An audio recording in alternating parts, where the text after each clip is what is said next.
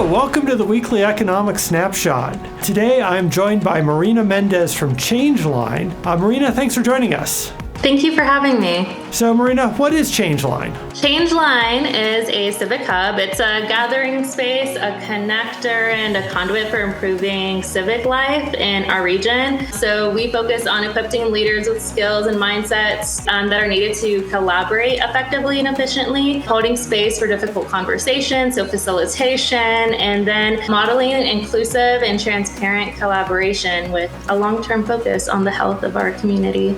And ChangeLine's been involved with the point-in-time homelessness count.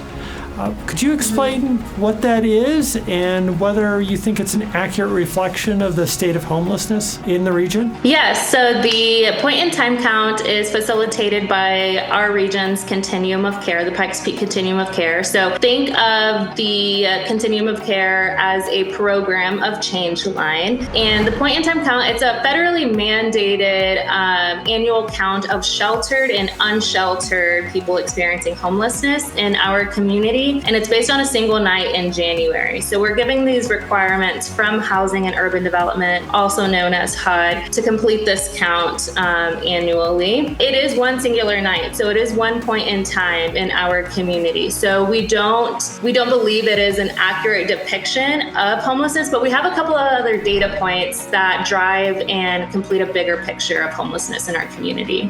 So, what other ways do we have to track homelessness? So our community utilizes the HMIS system, also known as the Homelessness Management Information System, and it's utilized by providers who work with individuals experiencing homelessness or housing insecurities in our community. And that is something that is coordinated and driven by the continuum of care. We also have school district data, so the McKinney-Vento Act, which tracks student homelessness, and we also have numbers from our healthcare systems, our emergency rooms, and those who utilize SNAP and EBT benefits that have identified themselves as unhoused or homeless or experience homelessness. And we have a report, it's called the Colorado State of Homelessness Report we found online, but that combines a couple of those data points to create what I was referring to as a larger picture of what we know to be true of homelessness.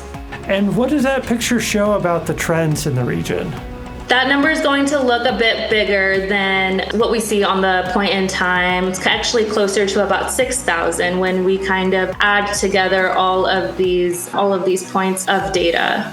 What are some of the things that we're doing in the region that are making a difference? We're doing a lot here in El Paso County, and we're happy to be a part of it here at the COC. But one of the first things that comes to mind is the Housing First model, which is housing individuals and then providing them a safe place to lay their head, and then focusing on things like sobriety, education, employment. We see that when we prioritize permanent housing before requiring or expecting things like treatment or sobriety, that we see larger outcomes of success of people not returning to homelessness. We also have very effective street outreach teams in our community. The fire department, the Place, Homeward Pikes Peak, they're meeting people where they're at on the street, providing resources with an exit that is housing. And then we also have just like a large regional coordination plan that's hosted by the Continuum of Care, which convenes stakeholders and our membership to pull together a response to homelessness in our community.